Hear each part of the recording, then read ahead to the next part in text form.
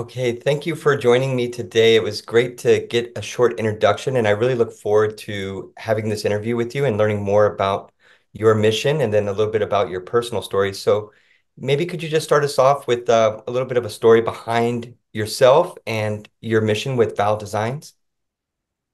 Thank you for giving me this opportunity. Of course, I would like to tell about VALE Designs.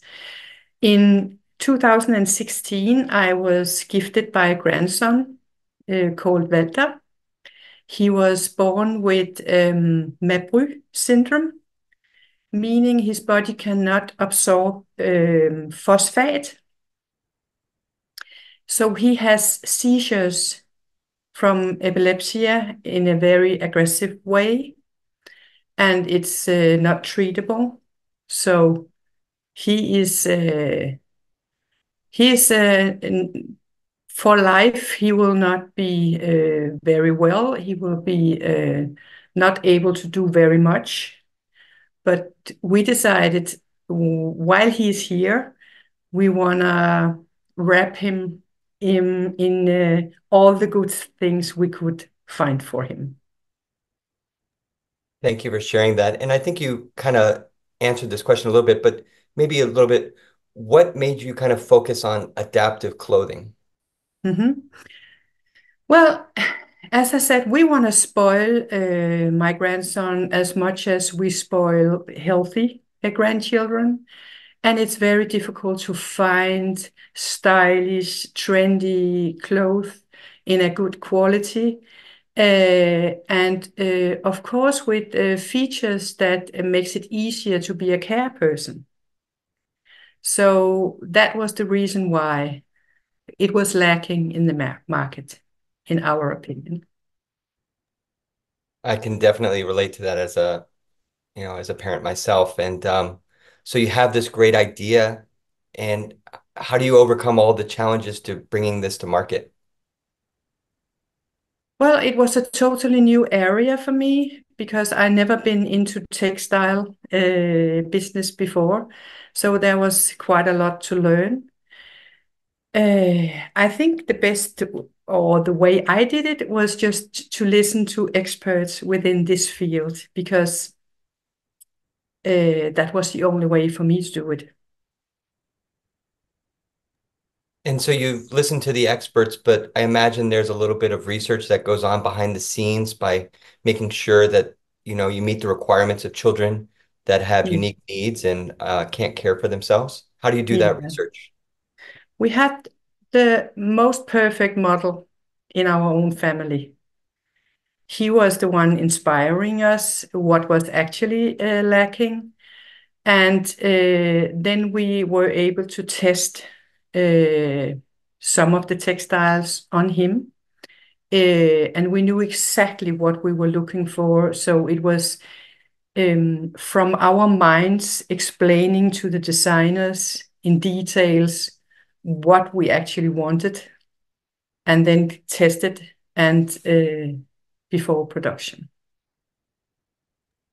Well, good on the designers then. I know that it was probably uh, unique to find someone that had that, ingenuity plus the ambition to kind of go after it because we're not a large market.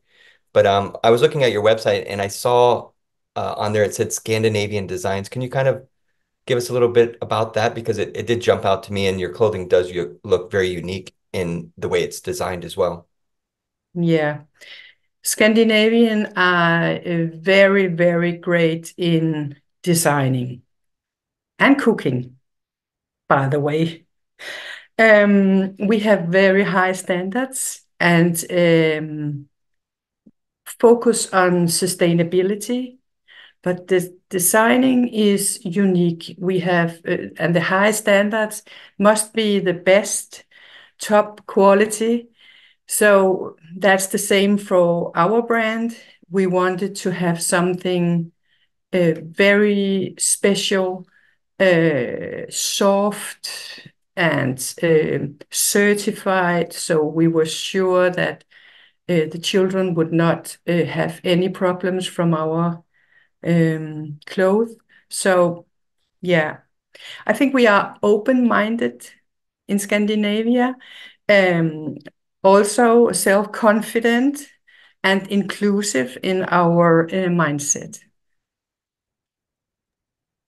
I like the idea about sustainability. I know that's a very popular topic, and just because Yeah. we're rare disease parents doesn't mean we don't care about the environment. And the unique Mhm. designs do jump out to me. But what are maybe some other key features about your designs that make it ideal for maybe a child with rare disease or with special needs?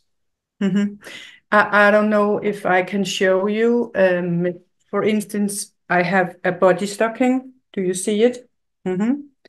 And in the stomach, you have the possibility to open if you have a tube for feeding or for medical reasons. So you can be full dressed if you are out on social events, and then very discreet, you could have your food through that hole without you have to undress. That's one of the features. I love it. And my daughter has AADC deficiency, so one of the most common things we see is a feeding tube or a port. And so that's the first time I've ever seen something like that. So that's thank you for sharing that. Um, Okay, you're and welcome. so what do you think is you know, the hardest aspect when you're thinking of these great designs, these Scandinavian designs, but then also making sure that it's functional and adaptive? Usually when like designers are looking at things, they'll say function over design or something along that. So you have this idea of The making it balance functional. between being Right, stylish and yeah. exactly that. I would like to show you one thing more. I have a pair of trousers and they just seem quite normal, like everyone else is wearing. But then there's a zipper, so you can open the trousers in the front. I love Uh, it. Meaning, if the girl is sitting down in a wheelchair, you can easily have access to her legs or to her diaper without having to undress her in total. I love it. Yeah, I mean, I have a girl and when we're out and things like that, oh, it would just be a time saver. And It it didn't would. even occur to me to even have that. So are you getting feedback from parents or is this just from your own personal journey? No, no, no. We have feedback from parents. Um, there was a lady writing from Germany that when she got our shipping box and she unwrapped it, she fell immediately in love. Uh, that was very nice to know. And we have a family writing to us that now their son is not afraid of going to the doctors anymore because he don't need to get undressed all the time. They can have easy access. He has CP, so they have easy access to his legs without undressing him. So it's, yeah, it's like all other children. They don't like to be undressed and checked all the time. So the less we can uh, disturb them and undress them, the better. It's um it's difficult between love and care and respect that they are also human being, not want to be examined all the time. So the less we can move them around and just be very discreet, I think that is very respectful. Yeah, and I think that's the key word there is respect. And I think even just having designs, something that doesn't look medical or just put together because out of convenience, Exactly. that they come out stylish. I think it's very Yeah, respectful of them because they yeah. are, you know, They will always stick out in social events. very So true. we don't want them to stick out also dress wise. We Well, want them to be nice. Yeah, looking and nice. so I look at your clothing, and one thing as a parent, I go shopping all the time, and when I do find something that's very specific for my child, the price tends to go up because we just you can't print in bulk. We're not wholesaling products to rare disease people because of the numbers. So how do you balance making sure that the product is accessible to parents? I think we want the children, we want the parents to have the clothes. So the profits is not the only thing running our business. So in this area, at least in Denmark, all stuff for disabled people are very expensive. But we are trying to develop stuff which is higher quality, but for the same money, because we want the users and their families to have this high quality option. And I think that's the point there is I don't and you talk to any rare disease parent, they don't mind spending the money. We spend money left and right, especially when it's something very unique Mhm. and designed for their child. It's like it's a no-brainer because we spend stupid money on stupid things all the time and it's just the nature of Agreed. our And you would community. never consider to spend money if it was on a healthy child. Exactly. So Exactly. why shouldn't we uh, on our child with a disability? Exactly. Yeah. Um, and so you kind of talked about Denmark, and it seems um, that where you're at probably has some social services for your child. But are there any other partnerships or organizations that you've been able to work with that help with launching your product or getting you exposure or creating? Not really. In Denmark, we have a special system, so you can apply the public the municip I don't remember the word of the city hall. Municipality, yeah, yeah, the city. Yeah, yeah. You can apply for buying stuff and get some help financially if your child has special needs. So Yeah, this is and how we do it.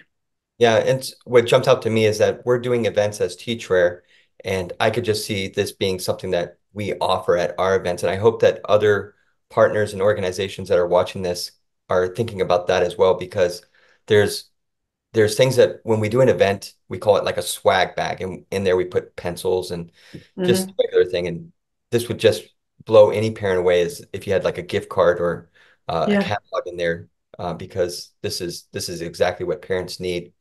Are you able to engage with the rare disease community or special needs community from where you're at? Yes, we can do that. And we are, if a rare disease organization is having a small exhibition or something, we gladly participate to show our products and spread the word, of course. So yeah, we are trying the best we can Good, and I hope to. that we can help you and we're at the next event with you because we've been in Europe quite a few times and they have these Oh, big expos there and I really love going to Europe, not just for the beauty of it, but also when they do these events, it just brings together people like yourself that are innovating the community. And so I hope to see you at the yeah. next event. Oh, that would be great. And then, of course, we are using social media a lot. Right. Yeah, Yeah. and just the very nature of rare disease is that we're scattered around the world and finding another parent for us, Mhm. it's traveling to another country. So it's the Mhm. social media and the internet has been a blessing. Do you Yeah. have any future plans for where you want to go or what you want to do? Yeah, we have quite a lot of future plans.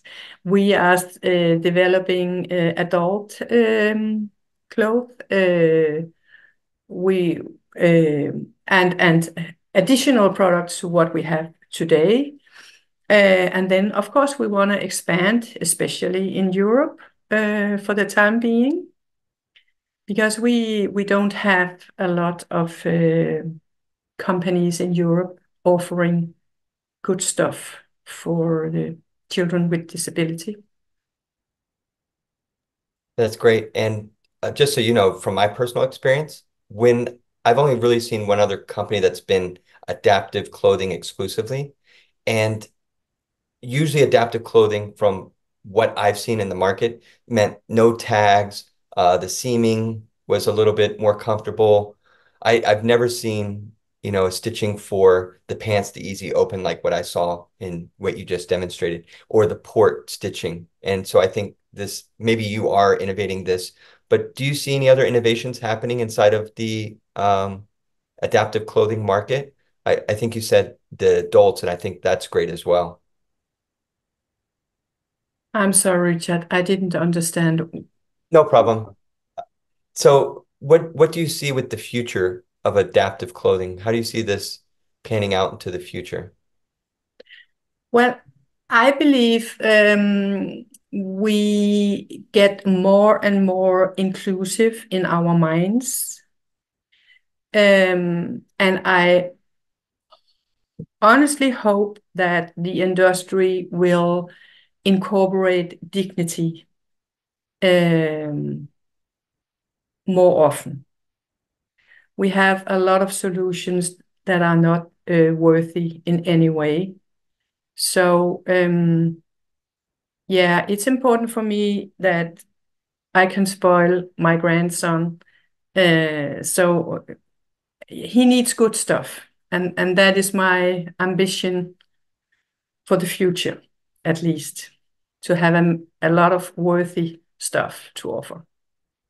Well, you're an amazing grandma. And kind of going back to your personal journey, you didn't have experience with textiles. I don't think you planned on having a grandson with special needs. No, So what have you learned about yourself during this journey? wow. The world was turned upside down at first. But today, when I think about it, it's been a very emotional journey and very meaningful.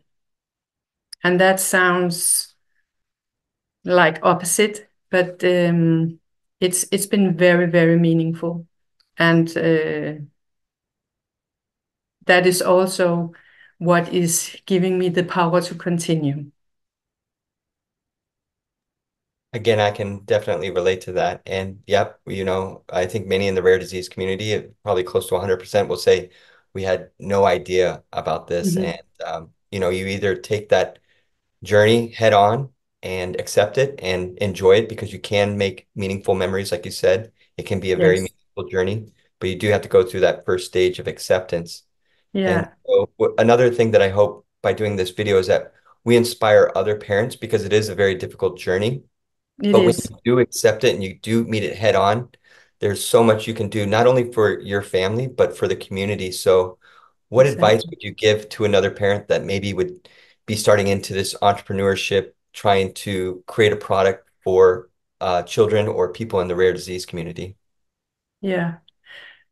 I think as long as they try to join in spare time or full time, whatever, as long as it's coming from love to the community, it's perfect. Don't go for the profit. Don't ask too much of yourself because it's a very, very tough job. My grandson is very sick, and in time sometimes it's not even possible for me to ask his mother for new invention ideas because she's so loaded with stuff on the home front. So I think it's very important not to ask too much of yourself and be happy what you are actually able to support the community with. Yeah, and again, I just relate with everything that you're saying is not asking too much with yourself. And I think just as a dad, sometimes at least early on, it was like I'm going to do all this. I'm going to take all this on, and I'm going to stay up late and do all these things. But then, real quick, I realized that I don't have the energy to care for my family, and Exactly, exactly. And you might have the energy today, and tomorrow you're all busted. exactly that. Yeah. You kind of alluded to this, but how do you balance it? How do you balance, being a grandmother, your personal life as well, and then running Mhm. this business you obviously care deeply for and you have a passion for. How do you balance all of this? It's easy for me to balance because I have a job and a normal life. But if I was the mother and I didn't get my sleep at night and I had to go to the hospital every second week, something like that, I wouldn't be able. So for me, it's not that hard. Of course, I'm emotional involved every time something is not so good, but that is part of my life, the rest of my life, and I accepted that already. So I can work without any problems. Thank you for sharing that. And you're giving a little bit more details about your personal life and the challenges that I believe it's your daughter that has, and obviously Exactly. caring for your grandson. So again, I connect with all of that. But so you're selling this product to obviously people who need it inside of this community. But Yeah. how do you let people outside of the community kind of know that children like your grandson and my daughter exist? How are you creating awareness through this platform? We've been so lucky to have a few documentary programs in local television. Um, and then we are trying to explain every time that we are together with other people what this special life, how it is to live a life like this. And a lot of people is asking, why are you doing this cloth? And I can explain more in details. And um, people are learning a lot just because we are saying things out loud. Because I don't know in your country, but in our country, we don't approach someone in a wheelchair saying, hi, how are you? What's wrong? What happened? We just mind our own business. So it's difficult to have that dialogue uh, between healthy and people with disabilities. Yes, it's very true. And one of our mission is to kind of bridge that barrier or, the lack of connection between the two through the Yeah, schools. yeah. And so maybe if you have a message to give, people outside of the rare disease community, possibly to the schools, what message would you like to share to them about the work you're doing or about, children like your grandson? I think in general, I would like people to understand that a child with special needs or a seriously ill child is as loved by their family as healthy children are by their families. And I think very often people don't understand that because they see the ill child as a burden.